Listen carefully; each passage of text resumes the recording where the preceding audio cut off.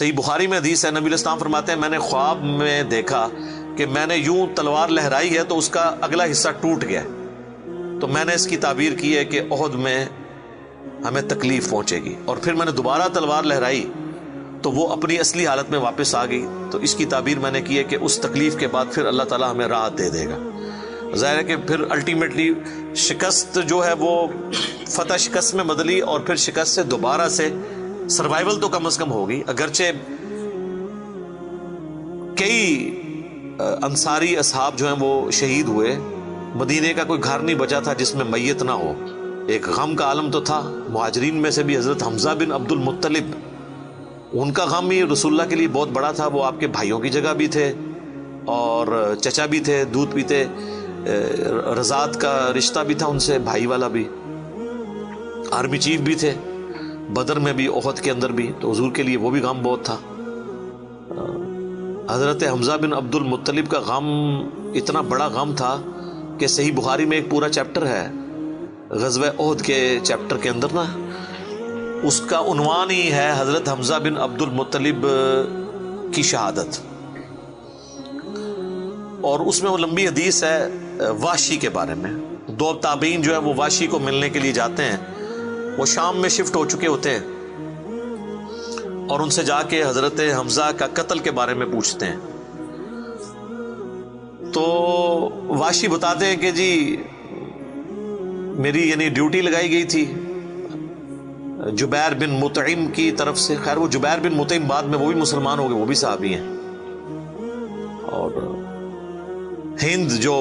بیوی تھی ابو سفیان کی، اس نے اپنے باپ کا بھائیوں کا بدلہ لینا تھا، تو وہ کہتے ہیں میں ایک پتھر کے پیچھے چھپ گیا اور میں انتظار میں رہا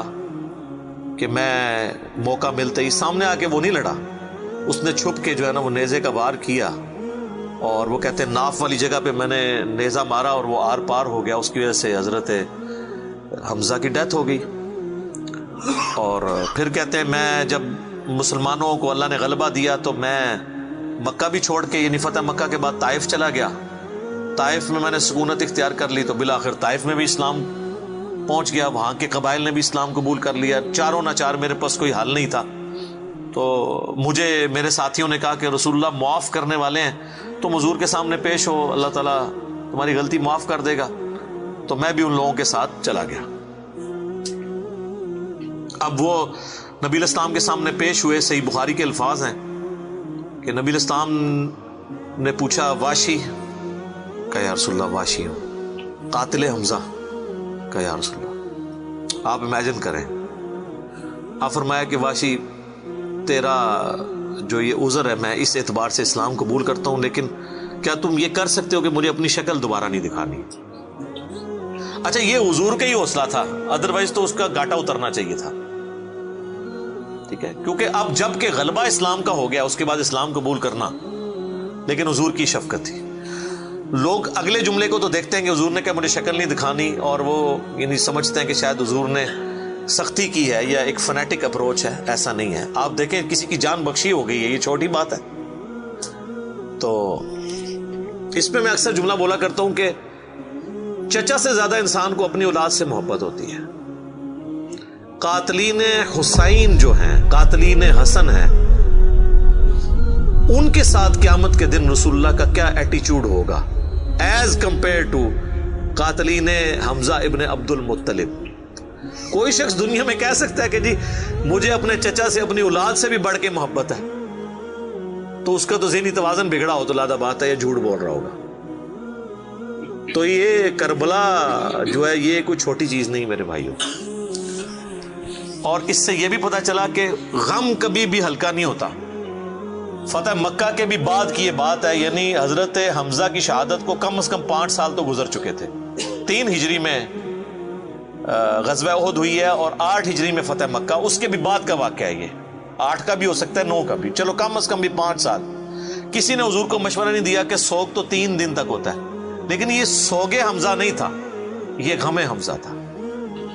ہم اختلاف کرتے ہیں سوگ حسین سے، غم حسین تو قیامت تک جاری رہے گا، جس میں یہ پیٹنے والا ماتم والا معاملہ نہ ہو، بلکہ حسین علیہ السلام کی اس دعوت کو یاد کیا جائے۔ خیر حضرت وحشی کہتے ہیں، ظاہر ہم تو ان کا احترام سے نام لیں گے، صحابی تو ہیں، وہ کہتے ہیں کہ مجھے پوری زندگی اس بات کا غم تھا اور میں اللہ سے دعا کرتا تھا کہ اللہ مجھ سے نہ کوئی بڑا کام کروانا ہے۔ تو بخاری کے الفاظ ہیں، وہ کہتے ہیں جب مسیلمہ کذاب نے دعوی نبوت کیا تو میں نے اللہ سے دعا مانگی کہ اللہ میں نے اسلام کے سب سے بہترین شخص کو قتل کیا تھا، یعنی حمزہ کو، اس میں کوئی شک نہیں ہے، میرا تو اجتہاد ہے، اگر حضور کی وفات کے وقت حضرت حمزہ زندہ ہوتے نا تو پہلا خلیفہ حضرت حمزہ نے بننا تھا، کیونکہ خلفائے راشدین جب موجود تھے، جب تک خلیفہ راشد نہیں وہ بنے تھے ابو بکر عمر عثمان و علی، ان کی موجودگی میں بھی حضور نے اپنا آرمی چیف حضرت حمزہ کو بنایا ہوا تھا۔ بدر میں حضرت ابو بکر عمر عثمان و علی میں سے تو کوئی نہیں تھا حضور کی طرف سے آرمی چیف، یا حضور ظاہر ہے حضور علیہ السلام کو تو میدان جنگ میں وہ نہیں آنے دیتے تھے، خیمہ پیچھے لگاتے تھے۔ احد میں تو چونکہ کافر آپ کے خیمے تک پہنچ گئے نا، اس لیے پھر آپ کو فرنٹ سے لیڈ کرنا پڑا، ادروائز بدر و احد میں آپ خود آگے جا کے نہیں لڑے۔ اور حنین کے موقع پر بھی 12,000 کا لشکر تھا اور صرف 80 بندے رہ گئے تھے، صحیح بخاری میں آتا ہے 12,000 میں سے، اور حضور اکیلے آگے جا رہے ہیں۔ اور پھر آپ کی دلیری کی وجہ سے آپ نے، بخاری کے الفاظ ہیں، آپ نے زمین سے یوں مٹھی بھری مٹی کی اور یوں کافروں کی طرف بھیجی، اور قرآن میں اس کا ذکر ہے وَمَا رَمَيْتَ إِذْ رَمَيْتَ وَلَكِنَّ اللَّهَ رَمَىٰ، اے نبی جب تم نے وہ کنکریاں پھینکی تھی وہ تم نے تو نہیں پھینکی تھی، وہ تو اللہ نے پھینکی تھی، بس وہ مبارک ہاتھوں کی برکت تھی۔ جب آپ نے یوں مٹی پھینکی تو سامنے جو قبیلہ حوازن کے لوگ جن کے تیروں کا مقابلہ کوئی نہیں کر سکتا تھا، ہر ایک کی آنکھ تک وہ کنکر پہنچا، اور وہ اندھے ہو گئے، اور حضور فرنٹ سے لیڈ کرتے ہوئے انا النبی لا کذب، میں نبی ہوں اس میں کوئی شک نہیں، میں عبد المطلب کا بیٹا ہوں اس میں کوئی شک نہیں، یہ آپ علیہ السلام یہ اشعار پڑھتے ہوئے آگے گئے۔ تو نبی صلی اللہ علیہ وآلہ وسلم کے لیے حمزہ ابن عبد المطلب کی بڑی اہمیت تھی۔ تو اب وحشی کہتا ہے جب مسیلمہ کذاب نے دعوی نبوت کیا تو میں نے اللہ سے دعا مانگی۔ دیکھیں اللہ تعالیٰ سب کی دعائیں سننے والا ہے، اور میں نے کہا یا اللہ مجھے موقع دے، میں اسلام کے بہترین شخص کو میں نے قتل کیا ہے تو میں اسلام کے بدترین دشمن کو بھی میں ہی قتل کروں۔ دیکھیں اسلام کا بدترین دشمن وہی ہو سکتا ہے نا جس نے دعوی نبوت کیا ہو اور مسلمانوں کی جمعیت توڑ دی ہو اس وقت میں جب حضور کی ڈیتھ ہو چکی ہے، لیڈر جا چکا ہے، اور پیچھے مینجمنٹ کو کمزور کرنے والی بات ہے ہزاروں لوگوں کا مرتد ہو جانا۔ تو وہ کہتے ہیں کہ میں جب جنگ یمامہ کے لیے ندا کی گئی تو میں بھی اس لشکر میں شامل ہوا، اور میں نے اپنے وہی نیزہ جس سے حضرت حمزہ کو مارا تھا، سر عمر سیریز میں انہوں نے یہ سین فلمائے ہیں، وہ نکالا اور اللہ سے مانگا، اور کہتے ہیں میں نے دیکھا کہ وہ گھنگریالے بالوں والا جو ہے وہ اونٹ کی رنگت کا اس کا جسم وہ دیوار کے ساتھ ٹیک لگائے ہوئے کھڑا ہے، تو میں نے پوچھا کہ وہ مسیلمہ کذاب کون سا ہے، تو انہوں نے بتایا یہ ہے۔ انہوں نے دور سے اس کو مارا، ان کا نشانہ تو بڑا زبردست تھا، تو وہ مارا گیا اور گر پڑا زمین کے اوپر اس نیزے کے وار سے۔ پھر ایک انصاری صحابی نے آگے بڑھ کے اس کی گردن کاٹ دی۔ تو پھر وہ کہتے تھے کہ مجھے اللہ سے امید ہے کہ اللہ تعالیٰ اس نیکی کی برکت سے میری وہ غلطی معاف کر دے گا۔ ٹھیک ہے، ویسے تو اسلام لانے ہی غلطی معاف کر دیتا ہے، صحیح مسلم میں حدیث ہے کہ ایمان لانا پچھلے کے گناہوں کو معاف کر دیتا ہے، لیکن سر کچھ گناہ بہت بڑے لیول کے ہوتے ہیں، اس کے لیے بہت بڑے لیول کی نیکی چاہیے ہوتی ہے اس کی کمپنسیشن کے لیے، چونکہ حضور بھی تو اس اعتبار سے تو حضرت وحشی حضور کے سامنے نہیں آتے تھے نا۔